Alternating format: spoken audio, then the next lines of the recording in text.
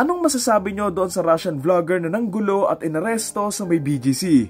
Siya ang vlogger na si Vitaly Dorovetsky, 33 years old, isang YT vlogger, streamer, prankster at iba't iba pa. Kilala siya for creating contents na nanggugulo nga siya ng mga tao, basta yung mga papansin ng mga cringy content. Recently bago sa Pilipinas, nakilala siya ulit dahil sa mga bago niyang content na nanguhuli at nangahunting siya ng mga matatandang lalaking pumapatol sa mga bata. So ayun nga, fast forward today, naaresto na si Vitaly para doon sa mga pinagagawa niya and I think waiting for deportation na lang siya. And sobrang natutuwa ako na aksyonan to agad. Sobrang kudos doon sa mga nagpahuli nga kay Vitaly kasi naipakita natin na hindi natin tinotolerate yung mga ganitong content sa bansa natin eh. Kung mga Filipino okay lang pero pag foreigner bawal.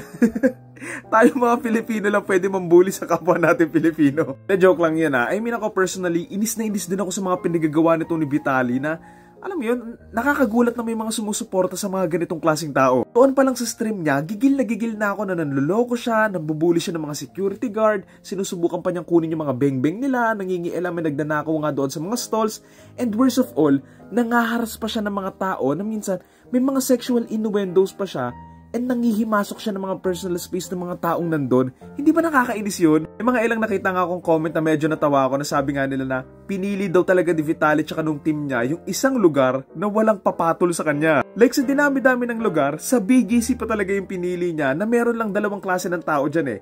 It's either mga mayayamang taong nag-shopping or nakatira dyan or mga taong nagtatrabaho ng matino at gusto lang mamuhay ng tahimik na umiiwas nga sa mga gulo. Kasi for sure, kung ginawa niya yan sa mga typical na lugar sa may Pilipinas, sa mga looban, walang magagawa yung camera niya para pigilan yung mga taong manggugulpi sa kanya eh. Kung sa lugar na maraming tambay tapos maraming siga na nakainom pa yung napuntahan niya, nako, GG na siya. Nakita ba niya yung nangyari kay Johnny Sumali? Pasalamat siya, first day pa lang niya na-aresto na siya kasi kung may second day pa siya or third day pa dito sa Pilipinas, nako, GG's talaga siya. Wala na, finish. Bale nga sana kung yung humor niya may point naman or nakakatawa naman kahit minsan, katulad nga nung kay Speed.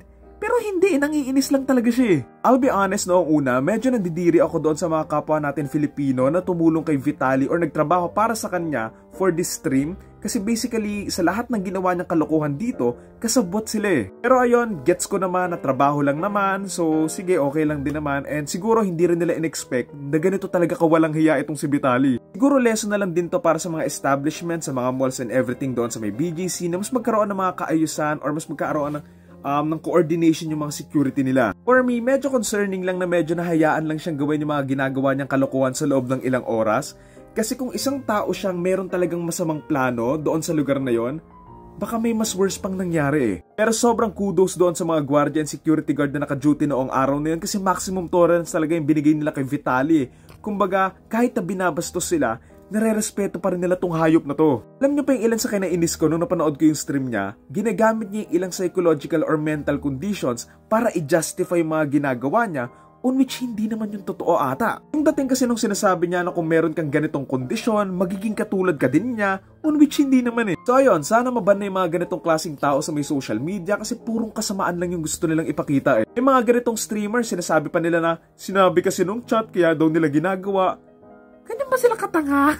At the end of the day, kung anong gagawin mo bilang tao, choice mo pa rin yun. Regardless, may chat man or wala. So ayun lang naman sa mga taong nanonood ng ganitong creators and sinusuportahan sila. Gamitin nyo naman yung utak nyo. Well, wala naman. Thank you.